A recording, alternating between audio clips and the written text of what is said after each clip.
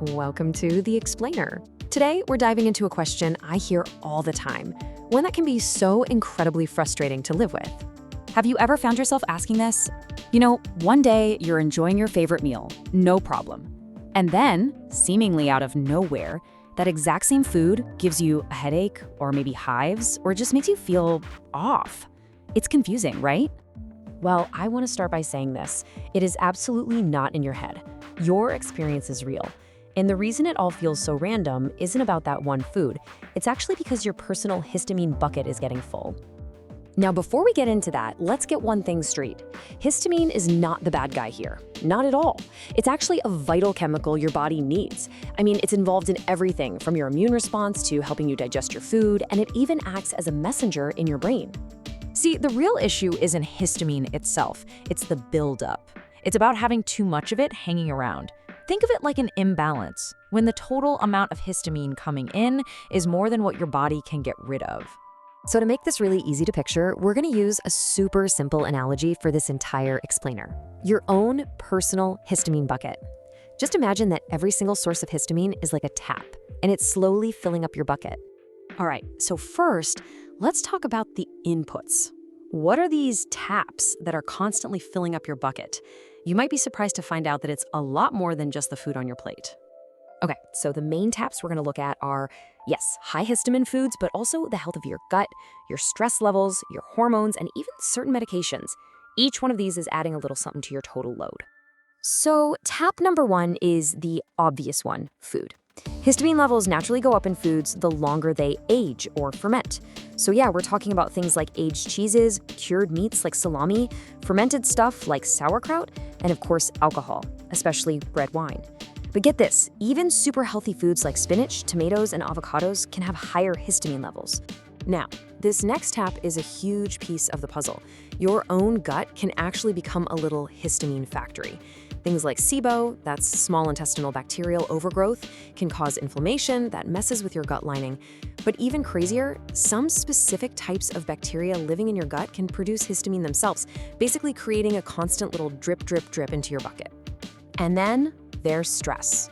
When you're feeling stressed out, your body flips a switch on these immune cells called mast cells.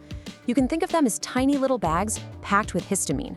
Stress basically tells them to open up and release that histamine right into your system. That tap can go from a drip to a full-on gush. For a lot of women, hormones are another major tap. Estrogen is kind of a double whammy. When estrogen is high, it actually encourages those mast cells to release more histamine, so it turns the tap up. And at the exact same time, it slows down the enzyme that's supposed to be clearing histamine out. Okay, so we've got all these taps filling the bucket.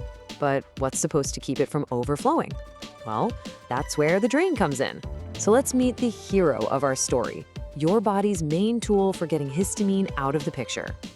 And that hero is an enzyme called diamine oxidase, or just DAO for short. Its main job is to hang out in your gut and break down the histamine you get from food. It's like a bouncer at a club, making sure that histamine doesn't get past the velvet rope and into your bloodstream. So, the million-dollar question is, how well is your drain working? When everything's running smoothly, that DAO drain is wide open and fast-flowing. It can handle what's coming in. But if that drain is slow or narrow or kind of clogged, well, that bucket is going to fill up a whole lot faster. So what clogs the drain? Well, there are a few common culprits. Some people just have genetic quirks that mean they naturally make less DAO. Gut inflammation, yep, the same stuff from SIBO, can damage the very cells that produce DAO. Plus, certain medications can actually block the enzyme. And your body needs nutrients like vitamin B6, vitamin C, and copper just to make it work right. All right, let's put it all together. We have the taps filling the bucket, and we have a drain that might not be working at 100%. This is what leads us to that confusing, frustrating overflow moment. I love this quote from a research paper because it just nails the experience, doesn't it?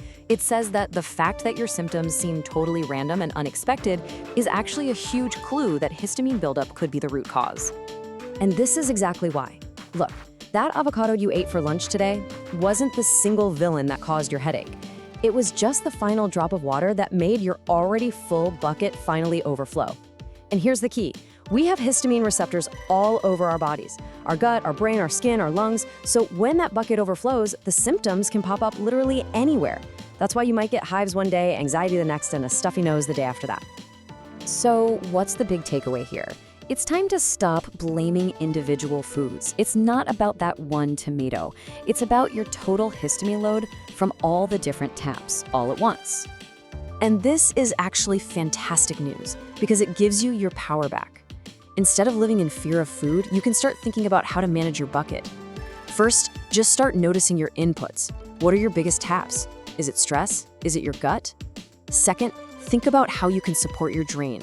That means looking at gut health and key nutrients. And finally, soothe your whole system. Managing stress is huge for keeping those mast cells nice and calm. Really, when you boil it all down, it comes back to this one simple concept. It's an imbalance between what's coming in and what your body is able to clear out. Simple as that. And that leaves us with one final thought.